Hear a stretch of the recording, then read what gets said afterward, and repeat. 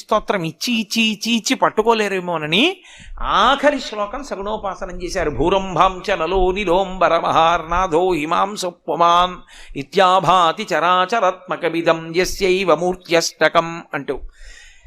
అయితే ఏమంటే మరి ఇవన్నీ కనపడుతున్నాయి కదా అంటే శంకరాచార్యుల వారు దీన్ని మొట్టమొదటి శ్లోకంలోనే ఈ మాయా సిద్ధాంతాన్ని అత్యద్భుతంగా తీసుకొచ్చారు. విశ్వందర్పణ దృశ్యమాన నగరీతుల్యం నిజాంతర్గతం పశ్యన్ ఆత్మని మాయయా బహిరివోద్భూతం యథా నిద్రయా యస్ సాక్షాత్కురుతే ప్రబోధ సమయే స్వాత్మానమేమాద్వయం.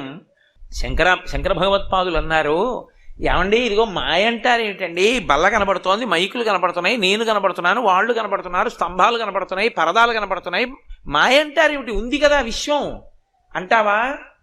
విశ్వం బయట లేదు, నీలోనే ఉన్నది, బయట లేదు అన్నారు శంకరాచార్యులు గారు. అనగానే మనం ఏమంటాం? అబ్బెబ్బే చాలా అమాయకంగా మాట్లాడుతున్నారండి ఎంత జగద్గురువులైనా. బయట లేకపోవడం ఏంటంటే ముట్టుకుంటే తెలియట్లా, బయట ఉంది విశ్వం, నాలో ఉండడం ఏమిటి అంటే శంకరాచార్యులు వారు అన్నారు, సరే నీలోనే ఉంది. అందుకే